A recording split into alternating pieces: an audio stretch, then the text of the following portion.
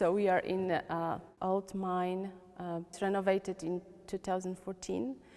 It's a center of art and science. It's in deep south and west Poland, far away from everywhere. But the place is amazing because of history, because of industrial character, and contrast Magdalena's work with this industrial space. First impression that it should work together. It should be enough space for her huge art, okay? Even at the beginning, we were worried that, for example, with that huge space, some figures can disappear because they are still small, but it turned out that it's okay. What is important with Magdalena's Abakanowicz work, she's not aesthetic. And trying to understand her work, we need to remember about her childhood. That's the story with the biggest influence of her life and creativity. She was a very shy girl, very delicate. Even at the end, it turned out that she's strong. She didn't want to talk to people. She disagreed for any rules, for systems. She wanted to be very close to nature. And her language as a child was to talk through her small compositions, small drawings. That was her language. Story with her mom, who at the beginning didn't accept her as a girl, too shy and too delicate girl, okay, at this time. We should remember that the beginning of Magdalena's art activity is a socialist, awful gray time in Poland, because they were allowed to have very small apartment, as small as possible.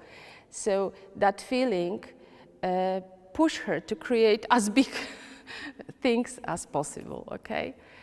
During her study, she didn't feel correct with professors who really knew what is correct and what is incorrect. But she has amazing friends. She was living with and next to one of the most important artists, Polish artist, Henryk Starzewski. She regularly meets Katarzyna Kobro, Strzemiński. So that's the name of, on that time, created the biggest things, art ideas in Poland at this time. Generally, then that time was perfect for art world, yeah?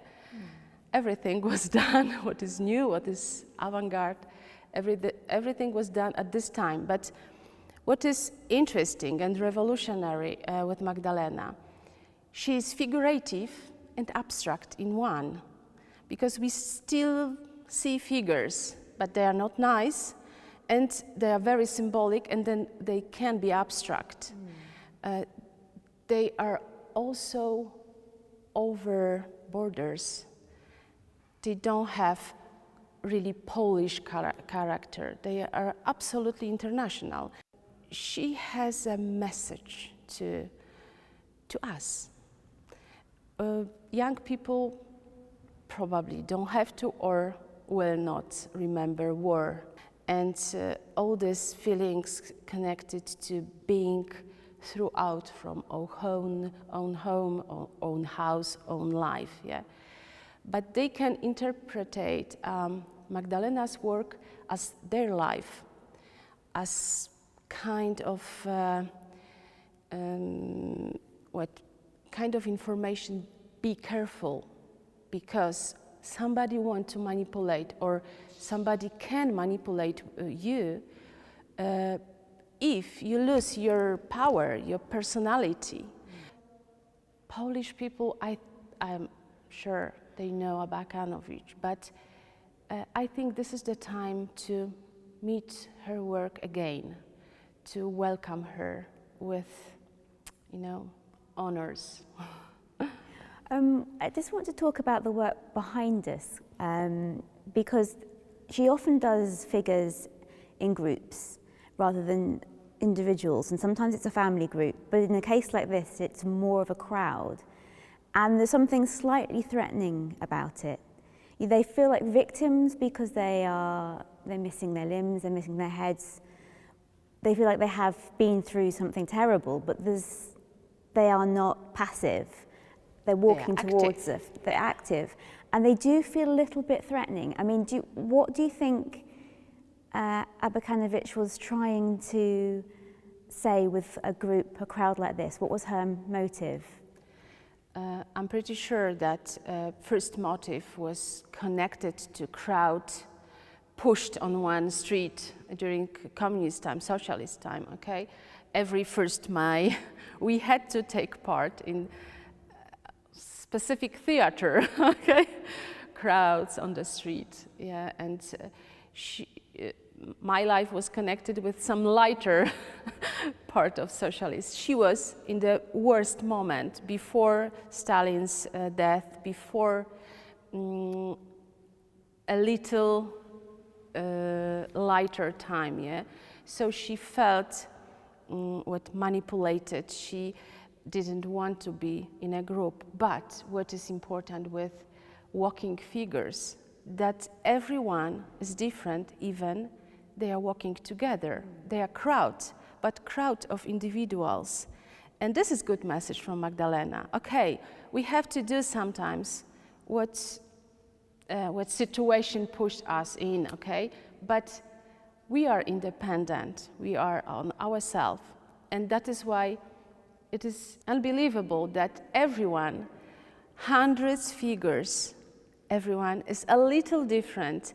She has universal history and universal message for us. Rzeźba, obok której stoimy, to jest tak zwana rzeźba z serii sitting figures, siedzące figury. Ma w sobie niezwykłą, magiczną moc. Osoby pewnej siebie, osoby połączonej z naturą, osoby silnej. I to jest coś niezwykle pięknego w twórczości Magdaleny, że oprócz tych wszystkich doświadczeń wojennych, rodzinnych, braku akceptacji, poszukiwania tej akceptacji, ona potrafiła zauważyć siłę płynącą z natury, z której powinniśmy my jako ludzie korzystać. To są jej znaki, trochę magiczne, trochę szamaniczne, ale znaki bardzo piękne. Mutanty, monstery, wszystkie te postaci i jej kreacje, które noszą znamiona połączenia bytu człowieka z naturą, niekoniecznie dokładnie ze zwierzęciem, ale my tu widzimy i roślinność, widzimy naturalne materiały. Więc to wszystko daje taką bardzo pozytywną informację dla nas, a przede wszystkim informację przypominającą, że powinniśmy z naturą współbyć, współgrać, współbrzmieć. To jest szalenie istotne, żebyśmy mogli przetrwać w tym trudnym świecie.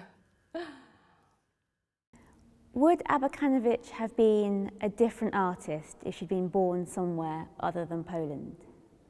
Myślę, że największym znaczeniem, największą wartością w twórczości Magdaleny jest informacja dla artystów i dla publiczności ukryta w jej pracach. Wszystko ma swoją tożsamość, indywidualność.